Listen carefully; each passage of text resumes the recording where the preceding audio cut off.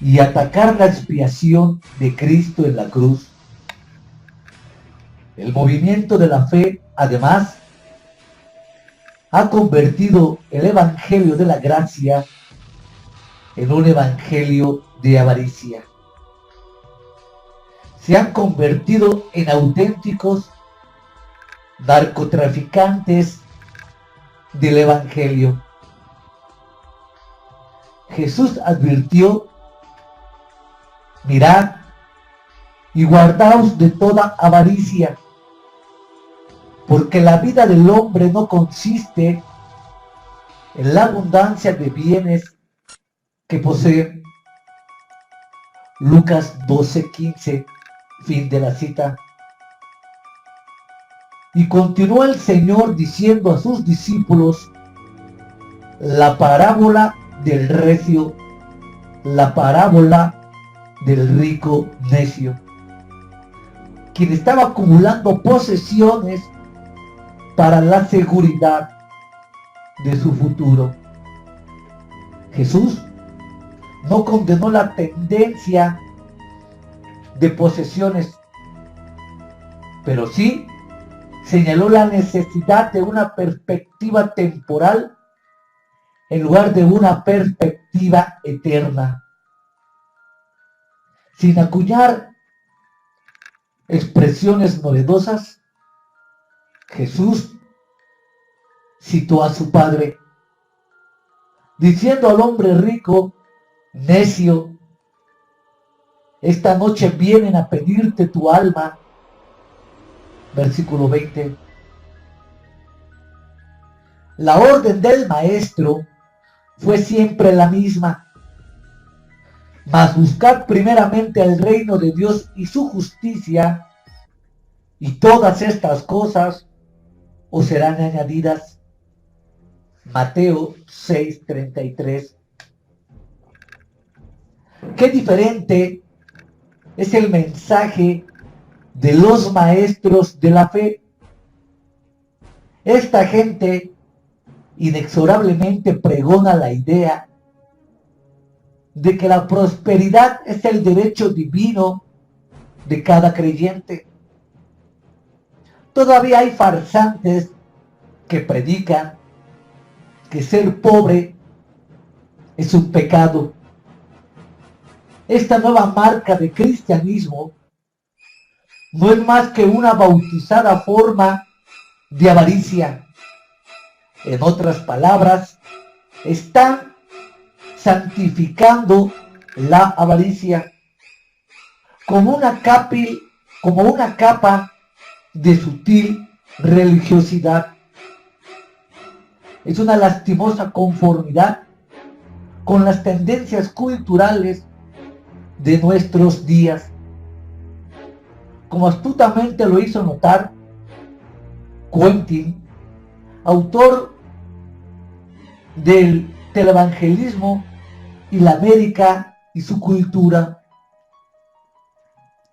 y dicta: los televangelistas ofrecen sus propias expresiones personalizadas sobre un evangelio que parece una adaptación de y dirigida a la cultura norteamericana. Para expresarlo más crudamente, la fe de algunos evangelistas es más americana que cristiana, más popular que histórica, más personal que colectiva y más empírica que bíblica. Como resultado, la fe que ellos predican es altamente opulenta, egoísta e individualista. Estos tres aspectos de la fe del televangelismo reflejan el sueño americano, en el que un automotivado individuo supuestamente puede alcanzar grandes riquezas. También reflejan ellos el impacto del modernismo en la iglesia. Fin de la cita. Ahora, estos payasos ministeriales han cambiado el sueño americano por el sueño americano evangélico. Los cristianos que son prósperos de acuerdo con las normas de la sociedad son considerados también ricos espiritualmente, en tanto que a los pobres se les percibe como indigentes espirituales. Un maestro de la fe llegó a decir: no tan solo la preocupación es un pecado, sino que ser pobre es también un pecado, porque la promesa de Dios es la prosperidad. Fin de la cita. Los mercaderes religiosos, los mercaderes evangélicos, los mercaderes apóstatas de esta cantaleta se apuntalan en los dólares enviados por los oyentes ignorantes que esperan lograr fáciles riquezas. Oyentes también avaros, donde se apela a su avaricia para que ellos den y a la vez reciban. Cuando se falla en la consecución de la riqueza, estos seguidores se desvían decepcionados del camino que ellos pensaban era el cristianismo y van en búsqueda de un nuevo gurú en el reino de los cultos. Como muy sabiamente lo expuso el apóstol Pablo, en los postreros días vendrán tiempos peligrosos, hombres amadores de sí mismos, ávaros, vanagloriosos, infatuados, amadores de los deleites más que de Dios, que tendrán la apariencia de piedad, pero negarán la eficacia de ella. Segunda de Timoteo 3, versículos del 1 al 5. Numerosos cristianos están siendo transformados por nuestra cultura más que por Cristo. Buscar el reino de Dios y su justicia ha sido pervertido en la búsqueda de nuestro propio reino y todo lo demás sobre lo que podamos poner en nuestras manos. En ningún otro lugar se hace más evidente el conformismo cultural de los predicadores de la prosperidad que cuando se trata del tema de la encarnación de Cristo. En literatura, en cassette, en la radio, en la televisión, en internet, muchos maestros de la fe presentan a un Jesús que se parece extraordinariamente a ellos, vestido con ropas de diseñadores exclusivos, viviendo en una lujosa mansión, con una base organizada de donantes y con tanta cantidad de dinero que hasta necesita un tesorero. John Avancini le dice a su numeroso auditorio televisivo que si Jesús hubiera sido pobre, también él quisiera ser pobre. Si Jesús hubiera dormido debajo de un puente, también él quisiera dormir debajo de un puente. Pero si Jesús fue rico, entonces está bien claro que Avancini tiene también que ser rico. Avancini razona que si los seguidores de Cristo en sus días eran ricos, ¿por qué nosotros no podemos ser también ricos en nuestros días? Los predicadores de la prosperidad están también dedicados a presentar a un Jesús que usa relojes Rolex y hacen lo que sea necesario para que este mito prenda en la mente de sus feligreses. Oral Roberts, por ejemplo, escribió su libro titulado ¿Cómo yo supe que Jesús no era pobre? Y Frederick Price dice que él está tratando de quitar de ustedes la enfermiza tendencia a pensar que Jesús y sus discípulos eran pobres.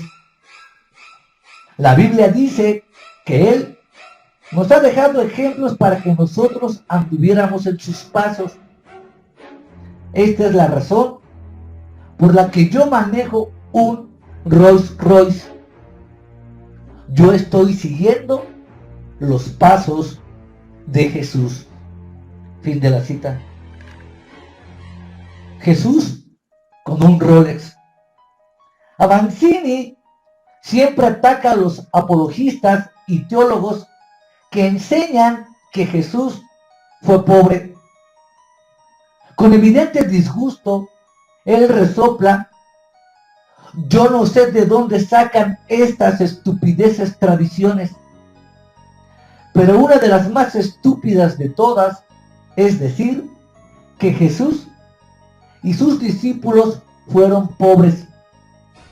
No existe una Biblia en la que se pueda basar eso. Fin de la cita. Durante una presentación en TVN, Avanzini acusa a los teólogos de tomar Lucas 9 y Mateo 8 fuera del contexto con tal de probar que Jesús fue pobre. Entonces presenta lo que él entiende que tiene que ser el verdadero significado de este pasaje. Un significado que parece habérsele escapado a la iglesia cristiana por más de 2000 años. La versión del relato bíblico que hace Avanzini presenta a Jesús en su camino a Samaria, donde iba a conducir un seminario. Pero caramba, su equipo de avanzada no se había ocupado apropiadamente de hacer los arreglos necesarios. Y el seminario de Jesús tuvo que cancelarse. En su réplica, un hombre que quería seguirle, Jesús en efecto lo que dijo fue: las zorras tienen cuevas en Samaria, las aves del cielo tienen nidos en Samaria, pero yo no tengo un solo lugar en el que pueda quedarme esta noche en Samaria. Como lo expone Avanzini, en esos días no había un Holiday en cada esquina o un Holiday Inn. Así que Jesús se vio obligado a regresar a su acogedora casa de Jerusalén. Fin de la cita. Más que espigar en las riquezas en la palabra de Dios, lo que hace Avanzini es utilizar un texto y lo manipula para enriquecer su propio ministerio y su propia iglesia falsaria. Este es un ejemplo clásico de los televangelistas del siglo XX, imponiendo su actual estilo de vida a un pasaje bíblico del primer siglo que se refiere al ministerio de Jesucristo.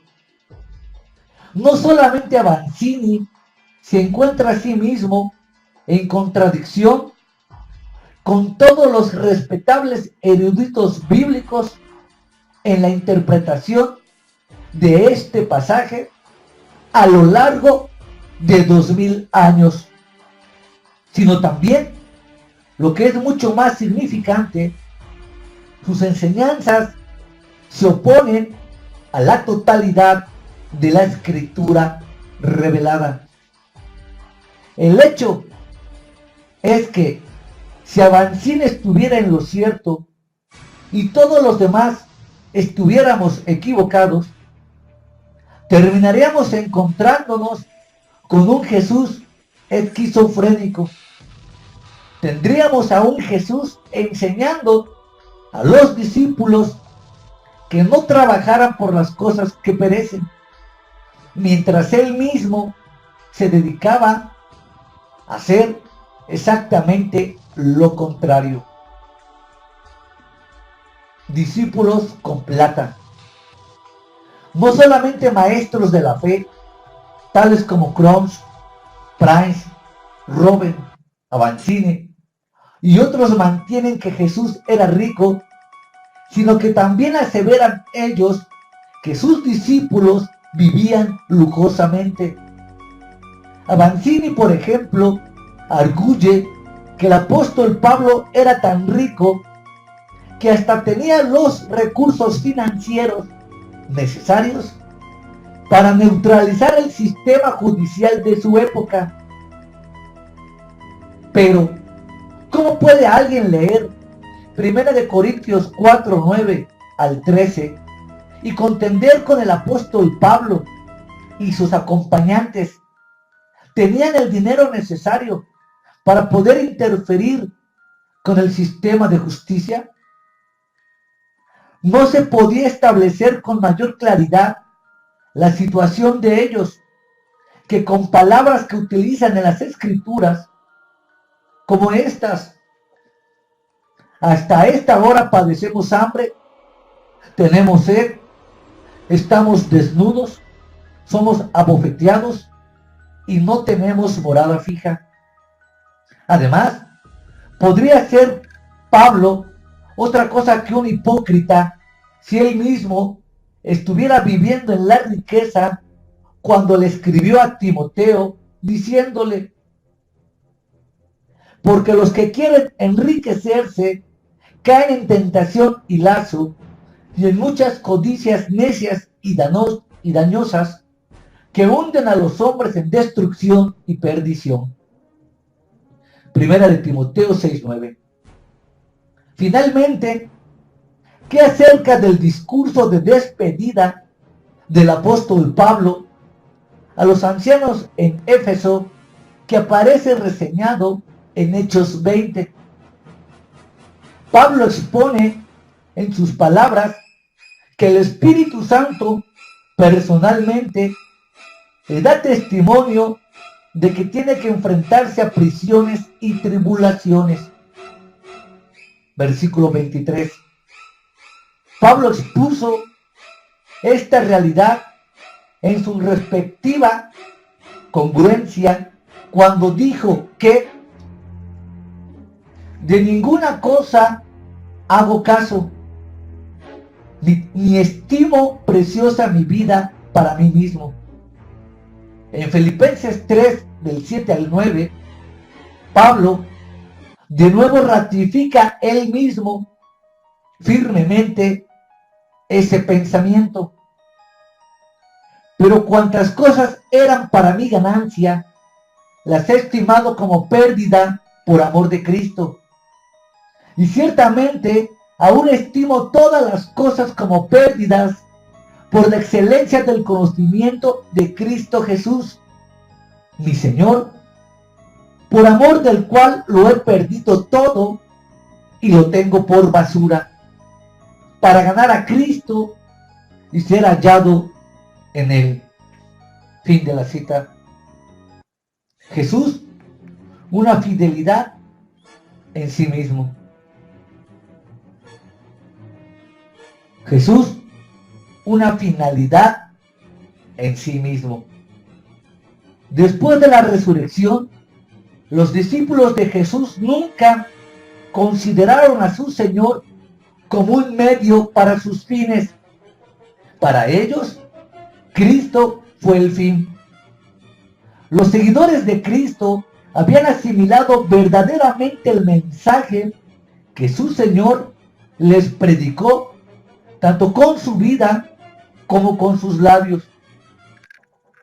Ellos correctamente sabían que sus tesoros eran de otro reino y que aquí no eran sino embajadores, emisarios y peregrinos y aún esclavos, del vocablo griego doulos, en donde ya no se pertenecían a sí mismos, sino que pertenecían completa y literalmente a otros, es decir, esclavos de Jesucristo. Los discípulos bien sabían que este no era el lugar de su morada final.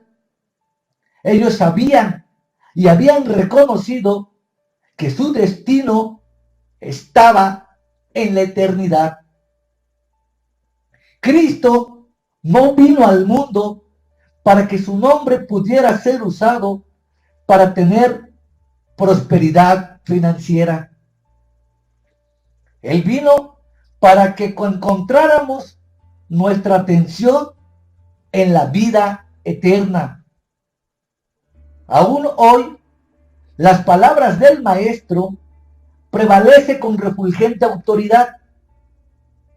No os hagáis tesoros en la tierra, donde la polilla y el orín corrompen, y donde ladrones minan y hurtan, sino haceos tesoros en el cielo, donde ni la polilla ni el orín corrompen, y donde ladrones no minan ni hurtan. Mateo 6, 19 al 20.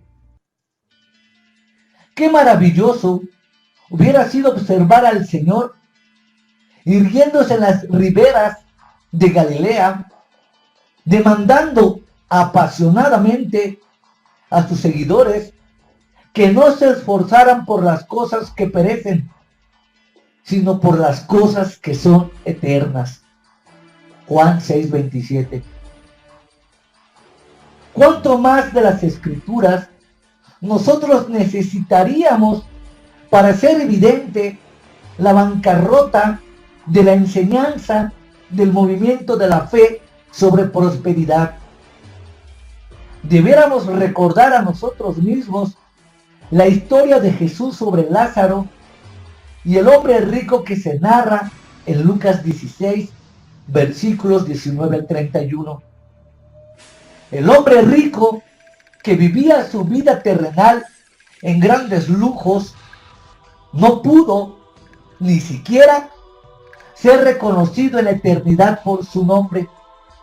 Pero Lázaro, que vivió en extrema pobreza, recibió acogida en el reino eterno. Versículo 25.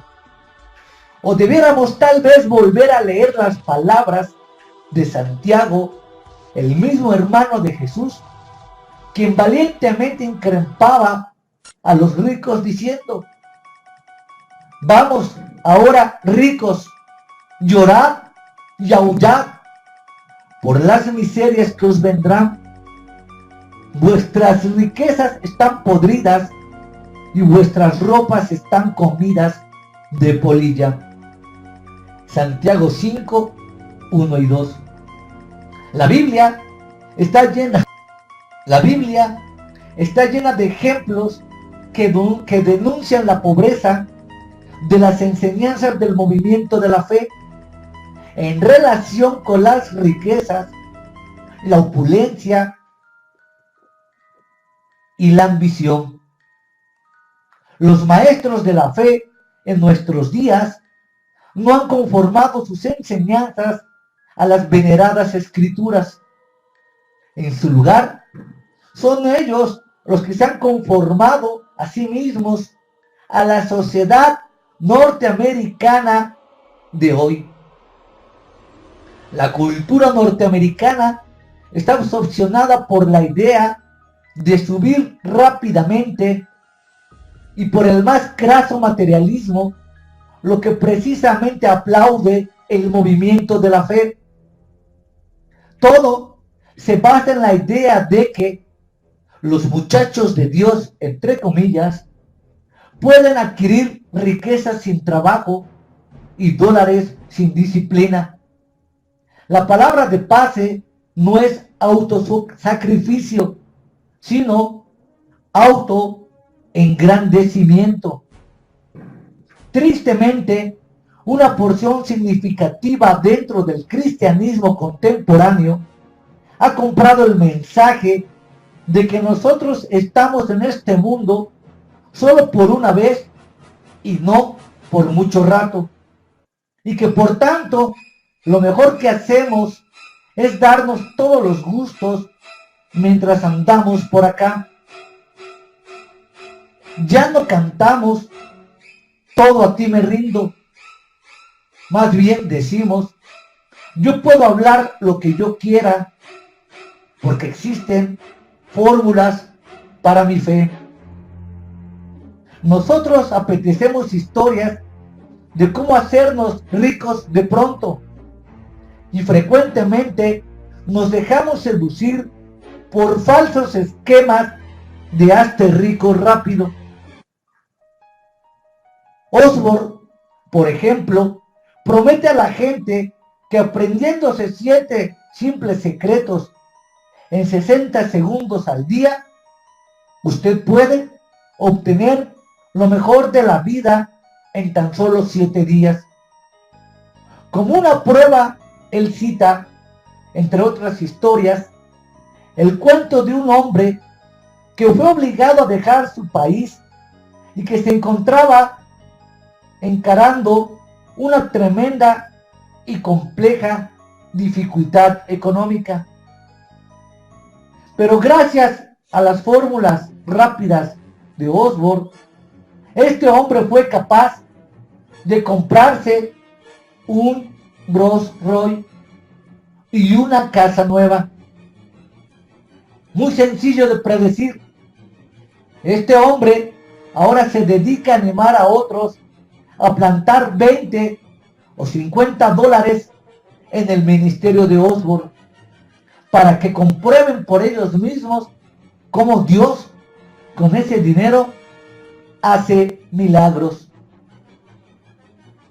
En un claro contraste, las escrituras nos ordenan a que no nos conformemos a este mundo, sino que nos transformemos por medio de la renovación de nuestro entendimiento.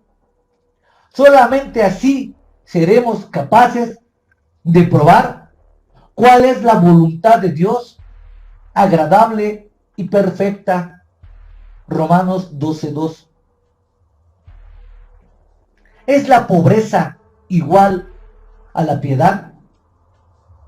Dicho todo lo anterior, déjenme aclararles que yo no asocio la pobreza con la piedad, aunque los pobres tienen un lugar muy especial en el corazón de Dios. Vea Lucas 6:20. El asunto no está en lo que usted tiene, sino en lo que usted hace con lo que tiene. Nuestro tiempo, talentos y tesoros deben ser usados para la gloria de Dios, más que para nuestra propia ganancia. Yo estoy persuadido de que la Biblia enseña cierta forma de cristianismo, obviamente siempre ayudando al pobre. En otras palabras, existe una responsabilidad asociada con la riqueza que Dios otorga. En el cristianismo no se promete la posesión del dinero por el gusto de tenerlo, sino que nos entusiasma para que usemos el dinero por el gusto de servir las demandas del reino. Aunque algunos maestros de la fe aseveran que ellos tienen el mismo concepto en la mente, la evidencia demuestra todo lo contrario. No solamente los maestros de la fe inducen a sus seguidores a dar apelando a su avaricia, sino que ellos mismos se benefician por medio de esta práctica, como fanfarronea Price. Si la mafia se mueve en un Lincoln Continental, ¿por qué no el muchacho preferido del rey se puede mover en un Lincoln. Fin de la cita. En otra ocasión él hace el siguiente comentario: usted puede hablar de mí todo lo que usted quiera, mientras yo manejo mi Rolls Royce, el cual está completamente pagado y con el recibo que así lo acredita. Diga lo que le dé la gana, bocón, lo que le dé la gana. No me moleste en lo más mínimo. A mí no me importa. Es mucho más fácil ser perseguido cuando yo estoy manejando mi carro de lujo con el recibo de pagado, que cuando estoy montado en un carro y le debo mi alma a la compañía de financiamiento. Fin de la cita. No puede negarse que los que tienen la prosperidad como la cosa primera enseñan un estilo de vida de autoindulgencia y egoísmo, opuesto a un estilo de vida de autonegación y altruismo. Personas que en el pasado fueron líderes del movimiento de la fe saben esto de primera mano. La exesposa del televangelista Richard Roberts lo ha resumido categóricamente cuando escribió: yo conozco a una gran cantidad de personas que fueron bendecidas y honestamente ministradas por lo que nosotros cantábamos en la TV y por lo que decíamos. Pero el cuadro general, y lo lamento, parecía que siempre estábamos diciendo: ustedes deben ser como nosotros, en lugar de: si ustedes hacen lo que Jesús dice, van a ser como Jesús es. Porque seguirnos a nosotros fue identificar la fe con el éxito, el glamour y con la teología de que todo tiene que salir bien y limpio. Identificarse con Jesús, sin embargo, lo que significa es identificarse con la cruz. Fin de la cita. La diferencia entre servirse a sí mismo y servir al Señor es la diferencia que hay entre conformidad con la cultura y conformidad con Cristo. Jesús lo dijo mucho mejor cuando expresó: si alguno quiere venir en pos de mí, niéguese a sí mismo, tome su cruz cada día y sígame. Lucas 9:23, Mateo 16:24 y Marcos 8:34. Una cruz no se maneja con tanta comodidad como un Rolls Royce, pero a la larga nos llevará a la vida eterna. Cabe aclarar que la teología de la prosperidad se ha infiltrado deliberadamente en otra falsa doctrina que popula generalmente más en los países pobres de América Latina, llamada los diezmos.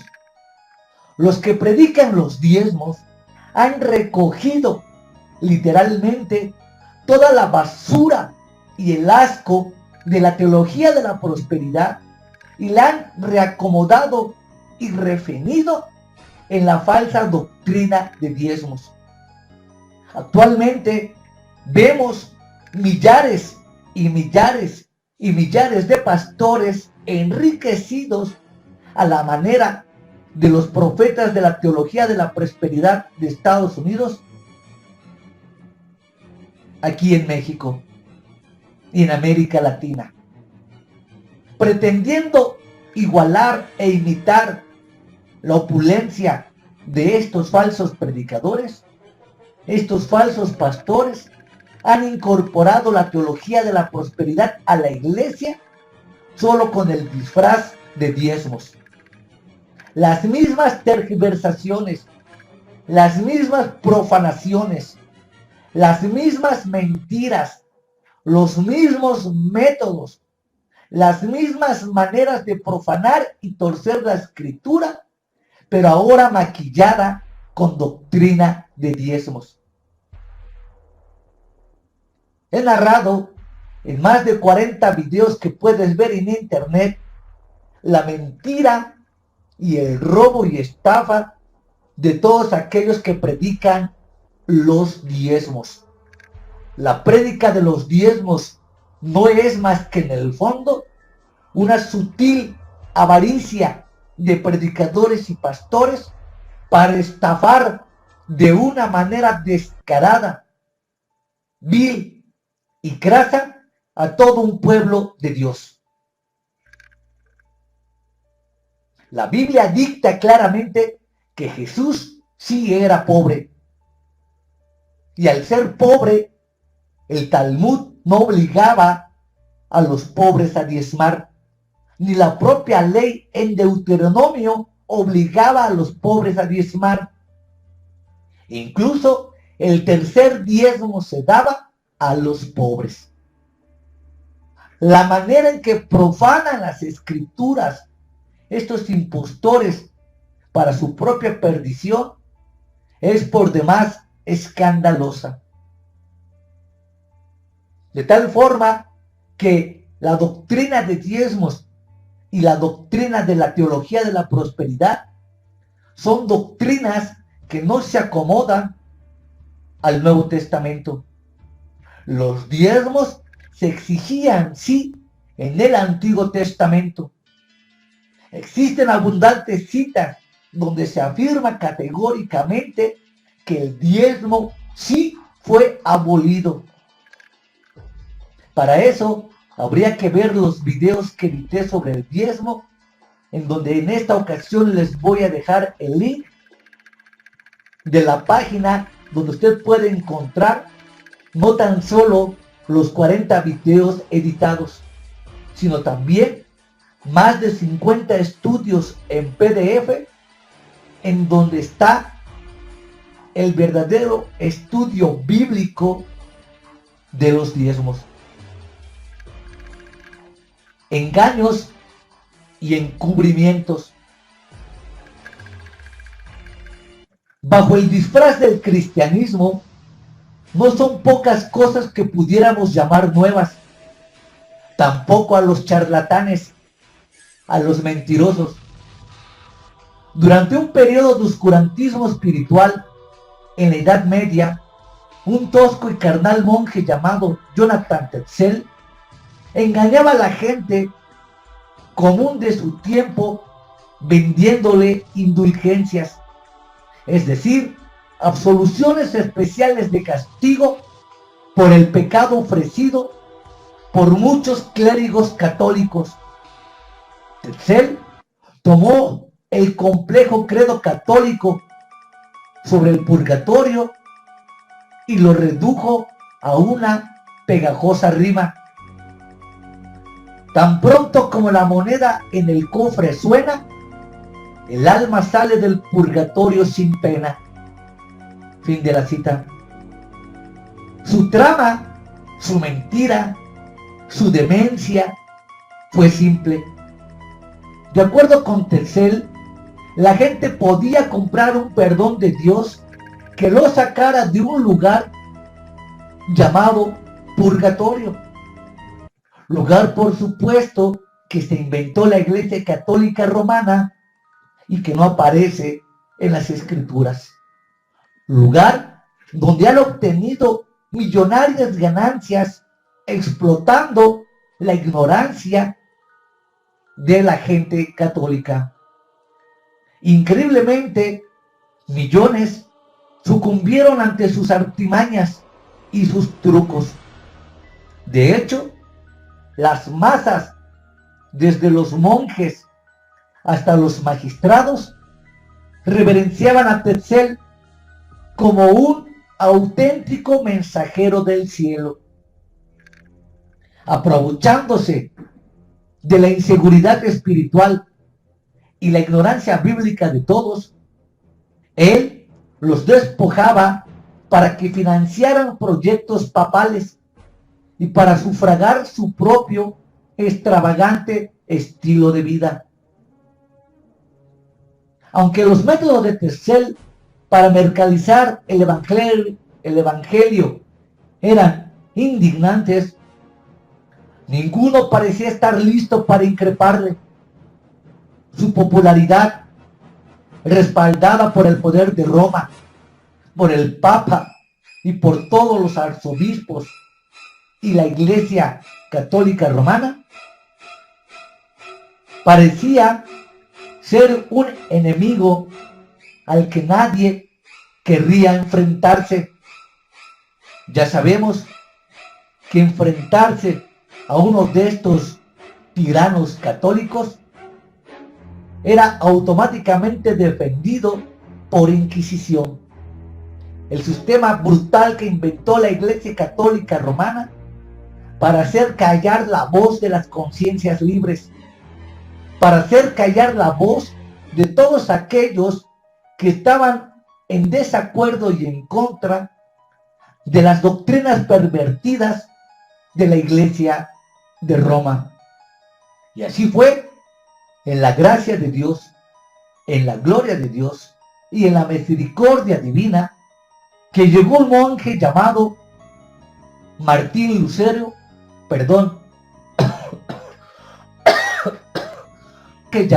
Martín Lutero apareció en el escenario. Lutero no podía mantenerse callado por más tiempo ante el engaño. Lutero, como predicador, pastor y profesor, creyó que era su deber el de protestar. Mantenerse callado sería una traición a la Biblia, a su teología y a su conciencia. Por lo tanto, en 1517, el célebre Lutero clavó sus famosas 95 tesis a las puertas de la capilla de Wittenberg. En el lenguaje más claro, las 95 tesis eran una protesta contra el saqueo a los pobres auspiciado por el Papa. En las tesis 27 y 28, Lutero clasificó la noción de que un alma podía volar fuera del purgatorio por medio del dinero que caía en los cofres de la iglesia, como una perversión de expresión de avaricia y de ganancias deshonestas. En las tesis 45 y 66, Lutero expresó en las tesis 45 y 46, Lutero expresó violentos sentimientos por el hecho de que alguien pudiera haber tratado de comprar el poder de Dios y el perdón con dinero. Él llamó a los tesoros de las indulgencias redes con las cuales los predicadores del perdón pescaban las riquezas de los hombres. En las tesis 50 y 51, Lutero denunció que la razón real por la cual Roma, el Vaticano, estaba vendiendo las indulgencias no era el bien espiritual de los santos, sino el bienestar económico del Papa y de su proyecto preferido, la construcción de la Basílica de San Pedro, que fue hecha mediante la estafa, el robo y la avaricia de estos criminales papas.